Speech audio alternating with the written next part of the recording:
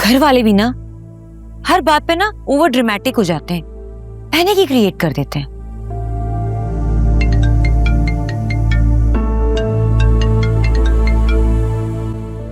Hello hello जाने मन, तुम्हारा सुल्तान बोल रहा हूँ, सिर्फ तुम्हारा। कितने कोई जलील और बगैरत इंसान हो तुम।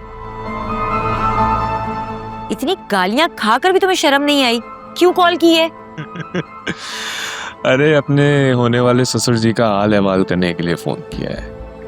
इनकी चोटें कैसी हैं? मैंने कहा भी था अपने बंदे को हाथ जरा हौला रखना। क्या ये सब कुछ तुमने करवाया? जलील आदमी, मैं तुम्हारा खून पी जाऊंगी। मेरे घर वालों से दूर रहो, वरना मुझसे बुरा कोई नहीं होगा। अरे मेरी जान, तो मैंने तो तुम्हें कहा था कि मेरी बात मान जाओ, वरना नतीजे की जिम्मेदार तुम खुद होगी। अब गलती की है तो सजा तो मिलेगी ना। सुल्तान, तुम मेरी सोच से ज्यादा घटिया इंसान हो। तुम इस वक्त अगर मेरे सामने होते ना, मैं तुम्हारा खून कर देती। ओहो, देखो मेरी बात मान जाओ, अभी भी वक्त है। नहीं तो अभी अंकल जी को सिर्फ गाड़ी छू के गुजरी है, कल को वो गाड़ी के नीचे भी आ सकते हैं।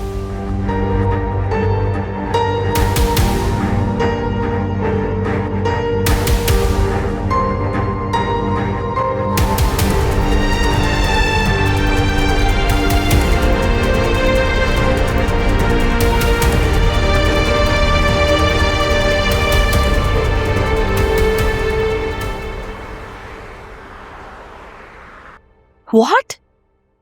तुम होश में तो हो? तुम्हें मालूम है तुम क्या कह रही हो? आहिस्ता बोलो, वासे भाई भी नीचे बैठे हैं, कोई सुन लेगा। Oh God! मेरे आहिस्ता बोलने से क्या हो जाएगा फिजा? ये तुमने क्या किया? मुझे क्यों ब्लेम कर रही हो? मेरा क्या कसूर है? फिजा, घटिया शख्स से लड़ने के लिए ना घटिया बनना पड़ता है, और हम उस आदमी से नहीं लड़ सकते। और जिससे मुकाबला नहीं किया जा सकता ना, उसको ललकारा भी नहीं जाता। अगर वो सामने आ गया था तो तुम अपना रास्ता बदल लेती ना, आंखें बंद करके आगे बढ़ जाती। मैं तुम्हें अपनी सिचुएशन कैसे समझाऊं? वो एक जानवर नुमा इंसान है। मुझसे ज्यादा और किसको अंदाजा होगा? अकरम जिस हाल में घर वापस आया था ना, मैंने उसे देखा था, तुमने नहीं। ऐसा लग रहा था जैसे पागल खाने से भागकर आया हो, इतनी बुरी हालत थी उसकी। देखो, सुल्तान बहुत बुरा आदमी है, बहुत ज्यादा खतरनाक। अकरम जैसा बंदा उससे हार गया, तुम तो फिर एक लड़की हो। फिजा, अगर तुम्हारे ससुराल तक ये बात पहुंच गई तो सोचो क्या होगा। मोहल्ला, खानदान और सबसे बढ़कर मेरा ससुराल, जहां मैंने अपने शौहर से अब तक इस राज को छुपा कर रखा। सोचो जब ये सब कुछ सामने आएगा तो कितनी बदनामी होगी हम सबकी। बहुत बदनामी होगी, तुम्हें नहीं अंदाजा फिजा।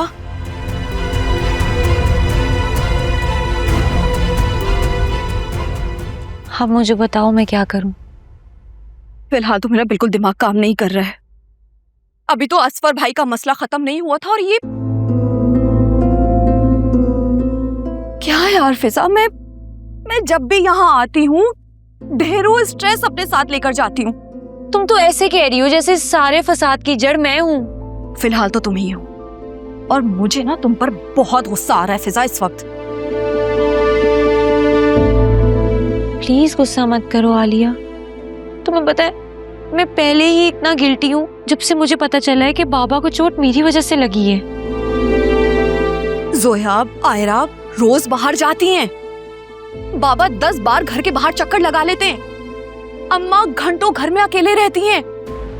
नेक्स्ट पता नहीं वो किसको नुकसान पहुंचाने की कोशिश करेगा। मुझे तो सोच सोच कर ही हौल उठ रहे हैं। आलिया प्लीज आज मत घर जाओ, प्लीज यहीं रुक जाओ।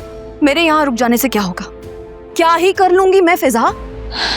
मेरा सर फट रहा है, मुझे समझ में नहीं आ रहा मैं क्या करूं। फिजा, मेरे अपने घर के मसले इतने हैं और यहाँ के मसले खत्म ही नहीं हो रहे। यहाँ हमारी जान को लाले पड़े हुए हैं और तुम्हें अभी भी अपनी सास की सूझ रही है। खुद गर्जी की भी ना हद होती है फिजा। अच्छा बताओ ना प्लीज, मैं क्या करूं? तुम्हें पता है, अब तो खिड़की से भी बाहर देखते हुए मुझे डर लगता है। मुझे समझ नहीं आ रही मैं क्या करूं आलिया। अब सारी जिंदगी हम डर के घर में तो नहीं बैठ सकते ना। मुझे तो फिलहाल कुछ समझ नहीं आ रहा, लेकिन हाँ, मैं इतना जरूर जानती हूं कि अब इस मामले में हमें घर के मर्दों को शामिल करना ही होगा। हमारे पास और कोई ऑप्शन नहीं है फिजा।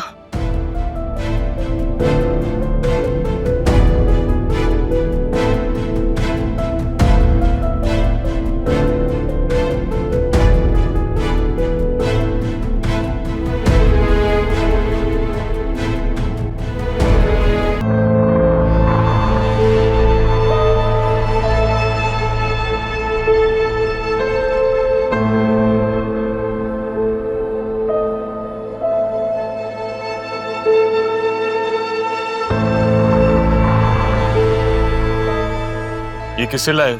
साईं, ये बंदा कल रात से डॉक्टरनी के घर के आसपास घूम रहा था। जब मैंने पूछा ये तो परेशान हो गया और हमसे बच के भाग रहा था और हम पकड़ के इसे यहाँ लिया है।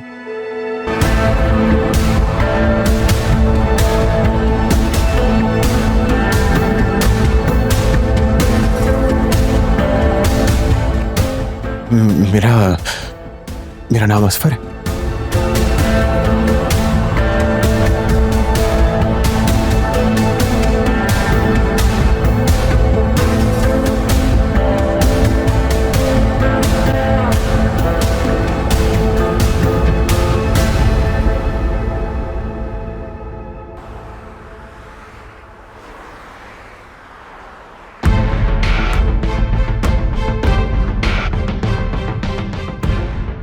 अभी के अभी यहाँ से दफा हो जाओ, वरना मुझसे बुरा कोई भी नहीं। मुझे मजबूर ना करो दूसरे हथकंडे इस्तेमाल करने। तुम फैमिली वाली हो, उन्हीं का ख्याल कर लो। मेरी फैमिली पे मत जाना, वरना मैं तुम्हारा वो हशर करूंगी कि तुम याद रखो। ये तो वक्त ही बताएगा ना मीजा।